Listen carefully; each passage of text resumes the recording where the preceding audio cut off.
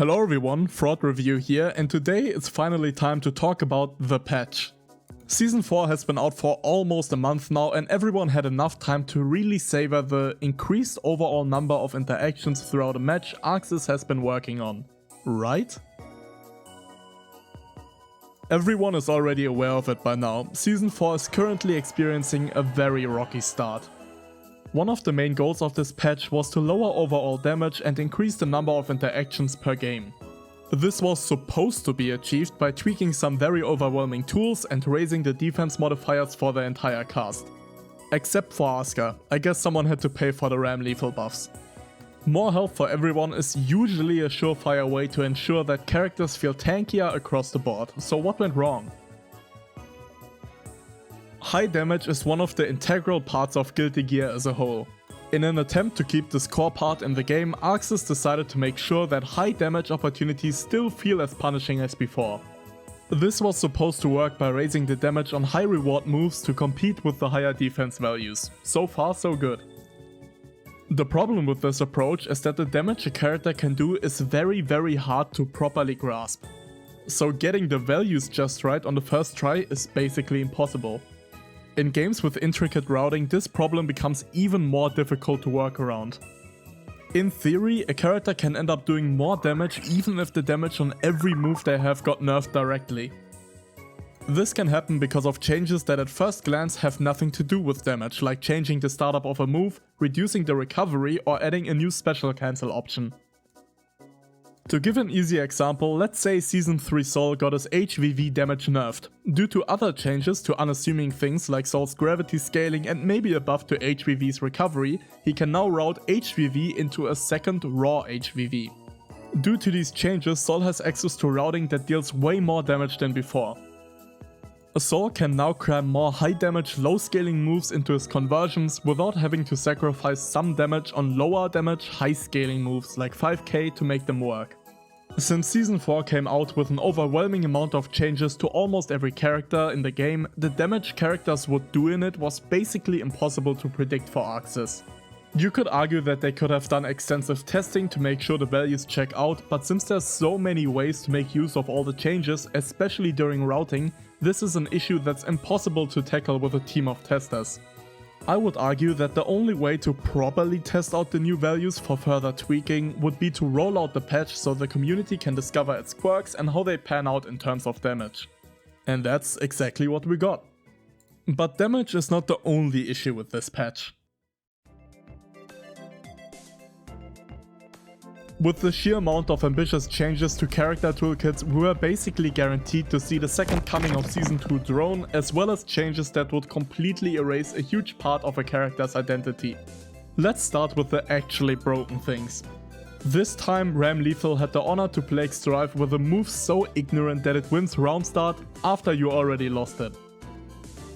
Due to an issue with how Strife handled the Bayonetto projectile spawning, Ram Lethal was able to force a guard crush on you after just 4 frames of startup. This worked because absolutely nothing could interact with Bayonetto once it spawned in, which happened on frame 4. So if you hit Ram Lethal out of Bayonetto's startup past that point, the projectile would still come out and become active no matter what happens.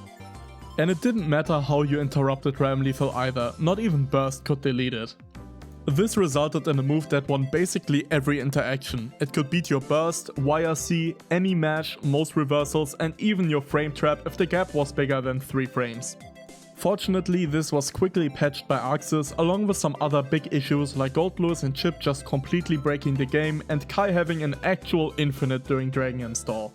Arcsys is still working on fixing some other issues, like Dizzy's Ice Floor deciding to launch your opponent into your face at Mark 3 and Jacko being able to dash cancel off of thin air. If you want to see a full list of the confirmed bugs Arcsys is trying to fix right now, it's linked in the description. Let's move on to some of the more intended changes that are driving people up a wall right now. A huge issue with reworking characters is that it's very easy to turn away long-time players with changes that affect the identity of the character. Unfortunately, this is what happened to Potemkin and to a lesser extent Sol this patch. For some reason, Arcsys decided to remove Kara cancels from Potemkin and compensate by baking a lot of its benefits directly into his kit. This resulted in a much easier and more accessible version of Potemkin, which I honestly think is very fun to pilot. The main issue I have with the changes is that Kara cancels were so integral to Potemkin's kit that they became a core part of his identity. Losing them turned away a lot of players that enjoyed Potemkin's mechanical depth. Usually I'm a huge fan of accessibility, like adding shortcut inputs for Happy Cures and Asuka. But the Kara cancel changes directly and heavily impacted the depth of Potemkin's kit. A lot of his conversions are much more streamlined and one-dimensional now, which is just very sad to see, and I think this is one of the only real bad changes that I'd love to see reverted. Similarly to Potemkin, Sol also lost a lot of depth from his kit. The new cancel options and clean hit mechanic for Fafnir are great, but losing HVV loops and 5k really hurt his routing depth. But enough moping about, what does this patch actually mean for the future of Strive?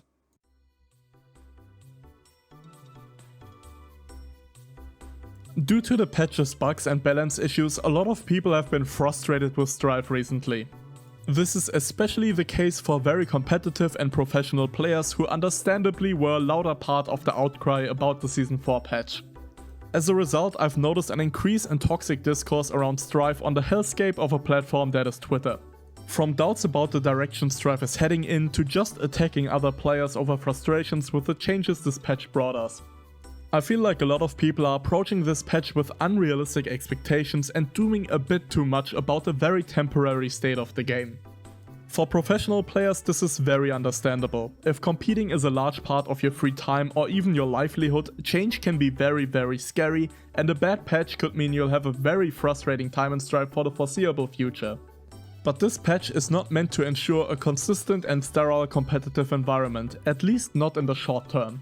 It's clear that Arcsys is being very ambitious with this patch. There's a lot of massive changes to a lot of characters, sweeping changes to roster-wide values like defense, a new game mode with a new ranking system that we hopefully see in the regular game mode in the future, and even new additions to the base soundtrack outside of DLC releases like the Sin and Kai theme we got.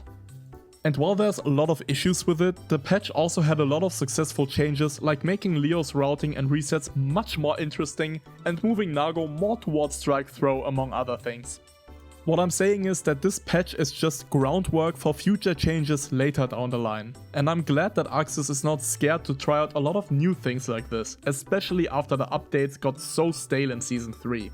Of course, this doesn't mean that your complaints are invalid, quite the opposite.